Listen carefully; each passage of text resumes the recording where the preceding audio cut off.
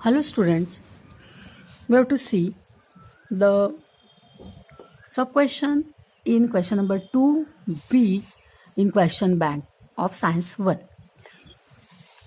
Let us see the 8th question. 8th question आहे, write the law. First law is Dobereiner's law and second is Newland's octave law. The Dobereiner's law काय आहे? Dobereiner arranged the three elements in a triad in an increasing order of atomic mass and showed that the atomic mass of the middle element was approximately equal to the mean of the atomic masses of the other two elements. डोबेरायनरचा law काय आहे की डोबेरायनरनी काय केलं, arrange केलं. काय arrange केलं तर 3 elements in a triad in a increasing order of atomic mass. डोबेरायनरनी 3 एलिमेंट्स हे त्या एलिमेंटच्या ॲटॉमिक मासच्या इन्क्रीजिंग ऑर्डरनी अरेंज केले आणि त्याला काय लक्षात आलं, त्याच्या लक्षात आलं, डोबेरायनरच्या लक्षात आलं की the atomic mass of the middle element, मधल्या एलिमेंटचा atomic mass was approximately equal to the mean of the atomic masses of the other two elements. इतर दोन जे एलिमेंट्स आहेत त्यांच्या ॲटॉमिक मासच्या ॲव्हरेज इतका आहे. मीन म्हणजेच सरासरी ॲव्हरेज इतका आहे.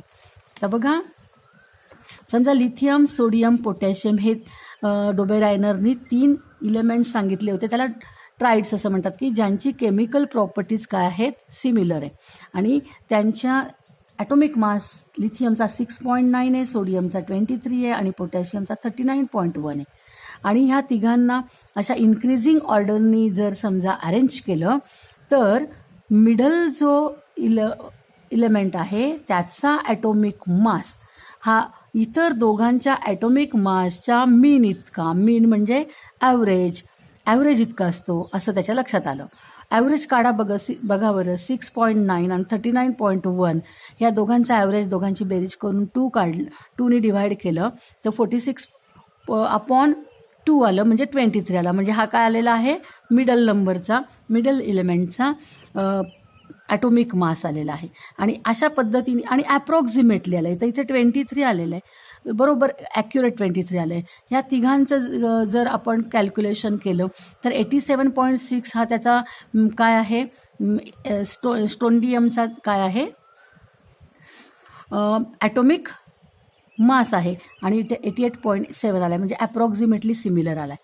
तर डोबेरायनरचा लॉ परत एकदा सांगते मी तुम्हाला. Dobereiner arrange the 3 elements in a increasing order of atomic mass and show that atomic mass of the middle element is equal to the mean of the atomic masses of the other two elements. हा त्याचा काय आहे, law आहे. आता आपण next बघणार आहोत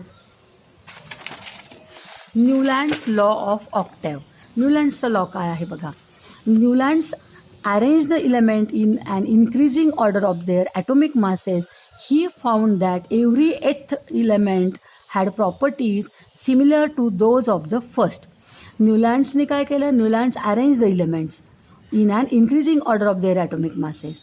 न्यूलँड्सनी त्यावेळेस माहिती असलेल्या सगळ्या इलेमेंटची अरेंजमेंट त्या इलेमेंटच्या ॲटॉमिक मासेसच्या इन्क्रीजिंग ऑर्डरनी म्हणजे चढत्या क्रमाने केली असता त्यांच्या असं लक्षात आलं, he found that every 8th element, प्रत्येक 8वा मूलद्रव्य हॅड प्रॉपर्टीज, प्रत्येक 8व्या मूलद्रव्याला प्रॉपर्टी जी आहे ती कशी आहे, similar to those of the first. प्रत्येक 8व्या मूलद्रव्याची प्रॉपर्टी ही त्याच्यापासून पहिल्या असलेल्या मूलद्रव्याच्या प्रॉपर्टी सारखी आहे, हे त्याच्या काय आलं, लक्षात आलं. कोणाच्या, न्यूलँड्सच्या. आणि त्याला न्यूलँड्सचा ऑक्टेव लॉ असं म्हटलेलं आहे. आता बघा एक्झाम्पल, आता परीक्षेला जर आपल्याला फक्त लॉ लिहायला आला ना तर फक्त लॉ लिहायचा. आता या क्वेश्चन बँकमध्ये फक्त तुम्हाला लॉ सांगितला आहे म्हणून ते लॉ लिहिला, पण जर विथ एक्सप्लेनेशन किंवा with example write the law जर आलं तर लॉ पण लिहायचं आणि यातलं एक एक्झाम्पल लिहायचं, तो मग जास्त मार्काला प्रश्न असतो. बघा, Newlands arrange the elements in an increasing order. आता बघा, त्यावेळेस इतके एलिमेंट्स माहिती होते, मग न्यूलँड्सनी जी माहिती असलेले एलिमेंट होते ना, त्यांना इन्क्रीजिंग ऑर्डरनी मांडलं. Hydrogen, lithium, beryllium, boron, carbon, nitrogen, oxygen. आणि हा जो एफ आहे तो काय केला, तर त्यांनी 7 असे 7 मांडले आणि 8वा पहिल्याच्या खाली, म्हणजे 7-7चे त्यांनी काय केले, अरेंजमेंट केली आणि पहिल्या 8व्याच्या खाली असे केले. आणि मग त्याच्या असं लक्षात आलं की पहिला जो आहे आणि 8वा जो आहे त्यांचे प्रॉपर्टीज कशात सिमिलर आहेत. म्हणजे बघा, लिथियम पहिला आहे, सोडियम 8वा आहे, त्या दोघांच्या सिमिलर आहेत. जर सोडियमपासून सुरुवात केली तर पोटॅशियम 8वा येईल, मग सोडियम आणि पोटॅशियमची पण सेम, ह्या तिघांची सेम, ह्या तिघांची सेम, ह्या तिघांची सेम. अशा पद्धतीने पहिल्या इलेमेंटच्या प्रॉपर्टीज त्याच्यानंतर येणाऱ्या 8व्या इलेमेंटच्या प्रॉपर्टीला सिमिलर आहे. हा त्याचा लॉ आहे. पण याच्यात एक लक्षात ठेवा की हा जो नियम आहे, लॉ आहे, तो फक्त कॅल्शियमपर्यंतच लागू होतो. त्याच्यानंतर मात्र तो काय होत नाही आहे, सॅटिस्फाय होत नाही, लागू होत नाही. ओके, तर हा आहे न्यूलँड्स लॉ ऑफ ऑक्टेव. आता पुढचा लॉ कुठला आहे, मेंडेलिव्हज पिरियडिक लॉ. मेंडेलिव्हजने काय केलं, त्या काळामध्ये जेवढे इलेमेंट्स माहिती होते त्या सगळ्या इलेमेंट्सची अरेंजमेंट केली. आणि ती अरेंजमेंट कशी केली, तर चढत्या क्रमाने ॲटॉमिक मासेसच्या. आणि ॲटॉमिक मासेसच्या चढत्या क्रमाने अरेंजमेंट केल्यानंतर मेंडेलिव्हच्या असं लक्षात आलं आहे की एका मूलद्रव्याच्या प्रॉपर्टीज ज्या आहेत त्याच काही वेळानंतर येणाऱ्या मूलद्रव्यांच्या प्रॉपर्टीजप्रमाणे सिमिलर यायला लागल्यात. अशा पद्धतीने प्रत्येक मूलद्रव्याच्या प्रॉपर्टीज पुढे जाऊन आणखीन काही मूलद्रव्यांमध्ये दिसायला लागल्या. असं संपूर्ण त्याच्या पिरियडिक टेबलमध्ये दिसायला लागलं. आणि मग म्हणून त्यांनी लॉ काय सांगितला, त्यांनी लॉ सांगितला properties of elements are periodic function of their atomic masses. म्हणजे इलेमेंटच्या ज्या प्रॉपर्टीज आहेत ह्या प्रॉपर्टीज पुन्हा पुन्हा पिरियडिक म्हणजे पुन्हा पुन्हा दिसत आहेत. तर त्या का दिसत आहेत, इलेमेंटच्या प्रॉपर्टीज त्या पूर्ण पिरियडिक टेबलमध्ये पुन्हा पुन्हा दिसायला लागल्यात. तर त्या का दिसतात, तर ॲटॉमिक मासेसमुळे दिसतात. आणि म्हणून त्यांनी नियम सांगितला, लॉ सांगितला, properties of elements are periodic function of their atomic masses. Okay, आता फोर्थ बघा, modern periodic law, Moseley's law. तर मोझले हा जो सायंटिस्ट होता त्यांनी सुद्धा काय केलं की इलेमेंटचं क्लासिफिकेशन केलं. आणि क्लासिफिकेशन करताना मात्र हा एक वेगळा प्रयत्न त्यांनी केला. मोझलेनी त्या काळी माहिती असलेल्या सगळे जे इलेमेंट आहेत त्या सगळ्या इलेमेंटची अरेंजमेंट ॲटॉमिक मासेसच्या इन्क्रीजिंग ऑर्डरने न करता ॲटॉमिक नंबरच्या इन्क्रीजिंग ऑर्डरने केली. आणि त्यामुळे जो नवीन पिरियडिक टेबल म्हणजे मॉडर्न पिरियडिक टेबल तयार झाला. तो मॉडर्न पिरियडिक टेबलमध्ये अगोदरच्या सायंटिस्टनी तयार केलेल्या पिरियडिक टेबलमध्ये असलेल्या सगळ्या एरर्स काय झाल्या, नाहीशा झाल्या. आणि तो अतिशय सक्सेसफुल असा मॉडर्न पिरियडिक टेबल तयार झाला.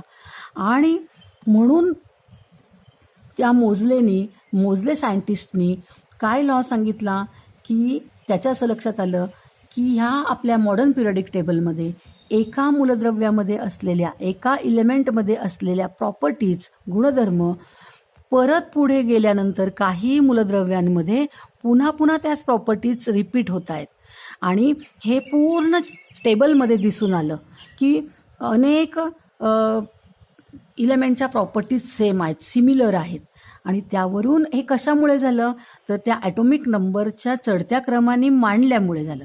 आणि म्हणून मॉडर्न पिरियडिक टेबलमध्ये जो लॉ सांगितला गेला, मोझलेनी जो टेबल तयार करून लॉ सांगितला, त्या लॉमध्ये त्यांनी काय सांगितलं, प्रॉपर्टीज ऑफ इलेमेंट्स आर, इलेमेंटच्या प्रॉपर्टीज ह्या रिपीट कशामुळे होत आहेत, तर ॲटॉमिक नंबरमुळे. आणि म्हणून लॉ असा आहे, properties of elements are periodic म्हणजे पुन्हा पुन्हा येत आहेत, पिरियडिक फंक्शन कशामुळे, ऑफ देअर ॲटॉमिक नंबर.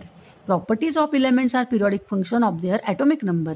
आणि हा लॉ ॲटॉमिक मास म्हणजे मेंडेलिव्हजचा पिरियडिक लॉ आणि मॉडर्न पिरियडिक लॉ जो आहे सिमिलर आहे. फक्त इथं मेंडेलिव्हज ॲटॉमिक मासेसनी चढत्या क्रमाने मांडणी केली, त्यामुळे ॲटॉमिक मासेस हा त्याचं पिरियडिक फंक्शन आहे. आणि मोजलेनी ॲटॉमिक नंबरच्या इन्क्रीजिंग ऑर्डरनी अरेंजमेंट केल्यामुळे त्याचं पिरियडिक फंक्शन आहे ॲटॉमिक नंबर. ओके, आता आपण बघूया 9th क्वेश्चन.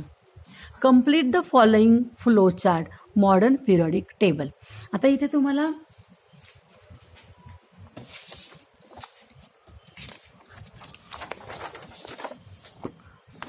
तक्ता पूर्ण करायचा आहे. मॉडर्न पिरियडिक टेबल आधी मराठीतून सांगते मग इंग्लिशमध्ये. आता इथे हा जो मॉडर्न पिरियडिक टेबल आहे, हा मॉडर्न पिरियडिक टेबल किती ब्लॉकमध्ये डिवाईड झालेला आहे तर बघा, मॉडर्न पिरियडिक टेबल 4 ब्लॉकमध्ये डिवाईड झालेला आहे. पहिला आणि दुसरा ग्रुप त्याला एस ब्लॉक म्हणतात. तिसरा ते 12व्यापर्यंतचा जो ग्रुप आहे तो डी ब्लॉक आहे. नंतर 13 ते 18 जो ग्रुप आहे तो पी ब्लॉक आहे. आणि तळाचा जो लॅन्थनाइड ॲक्टिनाइड सिरीज आहे ती एफ ब्लॉक आहे. S D P F. तर आपण हे क्रम लक्षात ठेवा. S D P F. S म्हणजे 1 to, डी म्हणजे 1 to आणि इथे 3 to 12 आणि पी म्हणजे 12च्या पुढे कोण 13 to लास्ट कोणता असतो 18, 13 to 18 आणि एफ म्हणजे ही लॅन्थनाइड आणि ही actinide series. Lanthanide and actinide series. अगदी सोपं असतं. आपण जर मन लावून शांतपणे जर कम्पॅरेटिव्हली जर डायग्रॅम अभ्यासली तर आपल्याला एकदम सोपं. आणि तुम्हाला माहितीच आहे की सगळा डायग्रॅमवरनंच अभ्यास करतात. हा मॉडर्न पिरियडिक टेबल पूर्ण डायरेक्ट डायग्रॅमवरनं तुम्ही लर्न करू शकता. याचे जे व्हिडिओज मी बनवलेले आहे ते तुम्ही बघा, म्हणजे तुम्हाला ही डायग्रॅम याच्यावरती किती वेगवेगळ्या प्रकारचे प्रश्न येऊ शकतात. आणि ही डायग्रॅम जर आपण लर्न केली तर आपल्याला जवळजवळ 10 ते 12 प्रश्न आपण सॉल्व करू शकतो. ठीक आहे, ओके. तर आपण आता बघूया ॲन्सर. रिकाम्या जागा बघा. कोणते कोणते ब्लॉक आहेत. खंड, ब्लॉक म्हणजे खंड. एस खंड, एस पी डी आणि एफ. मगाशीच मी तुम्हाला सांगितलं एस पी डी एफ. आता एसमध्ये कोण आहे 1 to 2. पीमध्ये हे उलट झाले. आता पी नंतर आहे ना, आपला क्रम काय आहे एस डी पी एफ असा आहे. एसमध्ये 1 to 2, डीमध्ये किती आहे 3 to 12 आणि पीमध्ये किती आहे 13 to 18 आणि एफमध्ये लॅन्थेनाइड व ॲक्टिनाइड आहे. ओके, तर आपण इथं लिहूया इंग्लिशमध्ये बघा.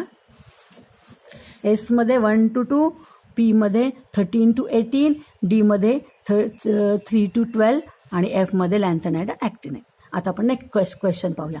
Identified the elements A and B and their atomic number among the following block of 1 to 20 element in modern periodic table.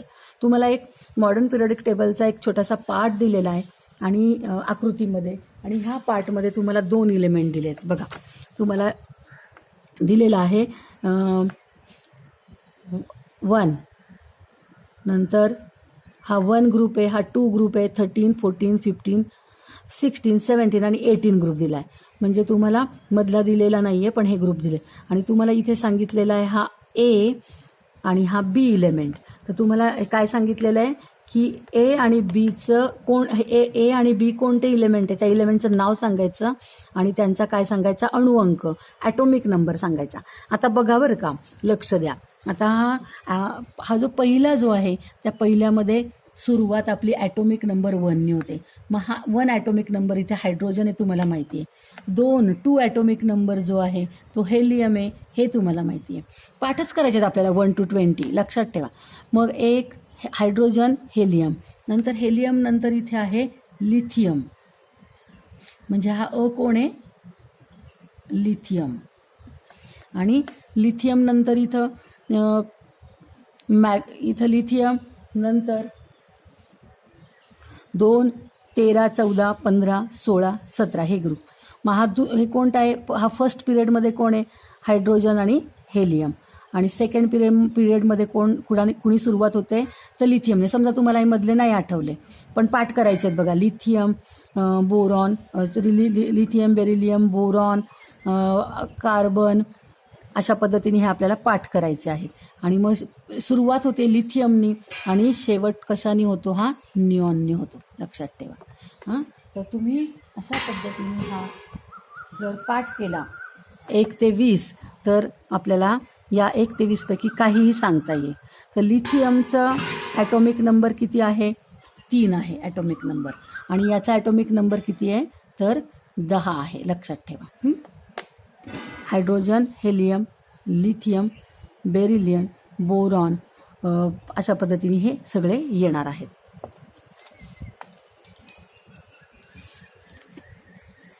बघा,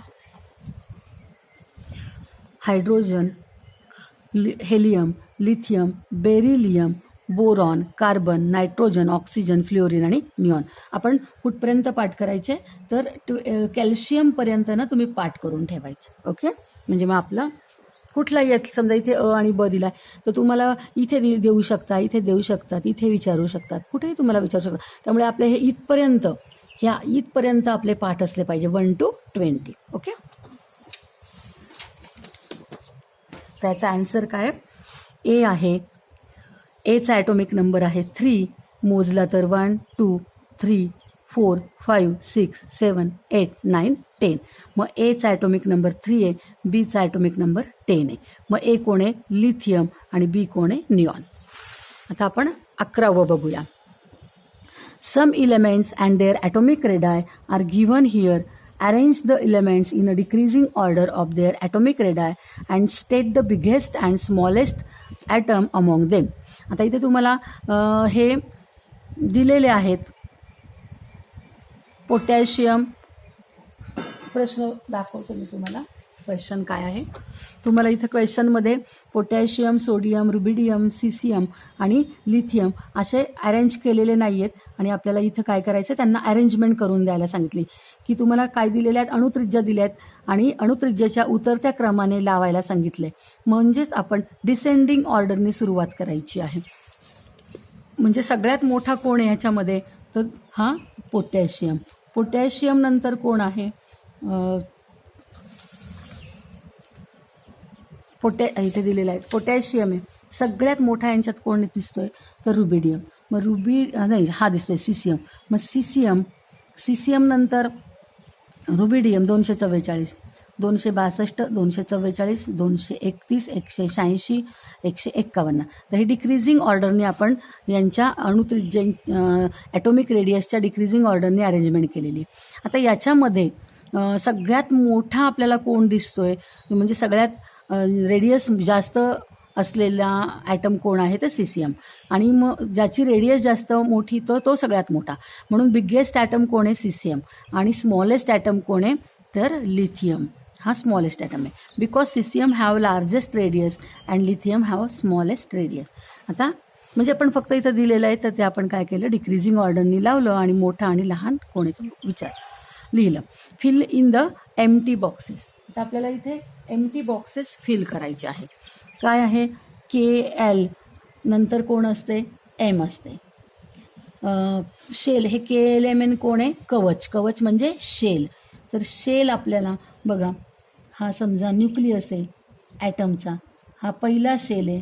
या पहिल्या शेलला K म्हणतात, दुसऱ्या शेलला L म्हणतात KL, तिसऱ्या शेलला M लेवल म्हणतात आणि चौथ्या शेलला काय म्हणतात, N लेवल म्हणतात. तर अशा 4 लेवलचं तसे KLMN ही रिकामी जागा M येईल. आता या N म्हणजे काय, N म्हणजे शेल नंबर. आता K कितवी शेल आहे, पहिली, आणि ही L दुसरी, M तिसरी, N चौथी. आता ह्या शेलमध्ये, पहिल्या शेलमध्ये किती इलेक्ट्रॉन्स असतात तर ह्या फॉर्म्युलाना 2 × n², 2 × 1². तर दुसऱ्या शेलमध्ये किती असतील, 2 × दुसरा शेल N किती आहे 2, 2 × 2², 2 × 2² म्हणजे किती झालं, 8 झाले, 4 × 8. आता इथे किती असतील, 2 × 4² म्हणजे किती, 16, 2 × 16 किती झाले 32. अशा पद्धतीने आपण ह्या रिकाम्या जागा भरू शकतो. इथे काय येईल, आन्सर काय येणार आहे इथं एम शेल. पहिल्या शेलमध्ये किती नंबर ऑफ किती असणार आहे, इथे शेल किती असणार आहे 1, म्हणजे इथे किती येणार आहे 2 × 1². 2 × 1² म्हणजे किती झाले 2. दुसऱ्या शेलमध्ये नंबर ऑफ शेल किती आहे 2, म्हणजे किती असणार आहे 2 × 2². 2 × 2² किती झाले 4 दुने 8. तिसऱ्यामध्ये 2 × 3² म्हणजे 9 × 2 18. आणि इथे 2 × 4² म्हणजे 16 × 2 32. आता आपण हा क्वेश्चन बघू. State in which period the following elements are present. आता बघा बीईचा ॲटॉमिक नंबर 4 आहे. ॲटॉमिक नंबर 4 आहे म्हटल्यानंतर त्याचं इलेक्ट्रॉनिक कन्फिगरेशन किती झालं 2 2. मग किती शेल आहेत तर 2 शेल आहेत. 2 शेल आहे म्हटल्यानंतर त्याचा पिरियडिक नंबर किती आला, शेल नंबर म्हणजे त्याचा पिरियड नंबर किती आला 2 आला. म्हणजे जेवढे शेल तेवढा पिरियड नंबर असतो. आता क्लोरीन कोणत्या पिरियडमध्ये बघूयात. तर क्लोरीनचा ॲटॉमिक नंबर किती दिला आहे 17 दिला आहे. मग 17चं इलेक्ट्रॉनिक कन्फिगरेशन कसं असणार आहे, पहिल्यामध्ये 2, दुसऱ्यात 8, 8 आणि 2 10, तिसऱ्यामध्ये उरलेले 7. किती शेल झाले 3. 3 शेल म्हटल्यानंतर number of shell is equal to period number. Number of shell is 3, therefore period number is 3. म्हणजे क्लोरीन कुठे असणार आहे तिसऱ्या शेलमध्ये असणार, तिसऱ्या पिरियडमध्ये असणार आहे. आता हेलियमकडे किती आहेत 2 आहेत. मग 2 म्हटल्यावर ह्याचं वाटणी कशी झाली तर याची वाटणी म्हणजे फक्त 2. पहिल्या एकच शेल आहे 2. आता याला एकच शेल आहे म्हटल्यानंतर हा कोणत्या पिरियडमध्ये असणार आहे फर्स्ट पिरियडमध्ये असणार आहे. आता ॲल्युमिनियमची किती आहे ॲटॉमिक नंबर 13.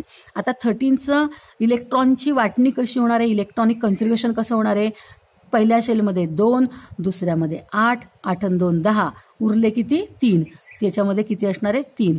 तर किती शेल झाले हे 2, 8 आणि 2 10 आणि 3 13 हे किती शेल झाले 1 2 3. म्हणजे KLM म्हणजे 3च शेल आहे म्हटल्यानंतर हा इलेमेंट कितव्या पिरियडमध्ये असणार आहे तर हा तिसऱ्या पिरियडमध्ये असणार आहे. हे जर तुम्ही अभ्यास केला तर हा फॉर्म्युला लक्षात ठेवा. Shell number is equal to period number. म्हणजे जेवढे शेल्स असतील तो पिरियड नंबर असतो. Shell number is equal to period number. इथे 2 शेल म्हणून period number 2, 3 shell period number 3, 1 shell period number 1, 3 shell period number 3. Okay.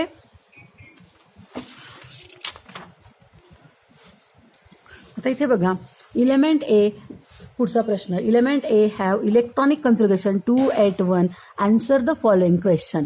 एक ए इलेमेंट आहे आणि ह्या ए इलेमेंटचं इलेक्ट्रॉनिक कन्फिगरेशन तुम्हाला काय दिलेलं आहे 281 दिलेलं आहे. ए या मूलद्रव्याचे इलेक्ट्रॉन स्वरूप पण 281 असे असून यावरून खालील प्रश्नांची उत्तरे लिहा.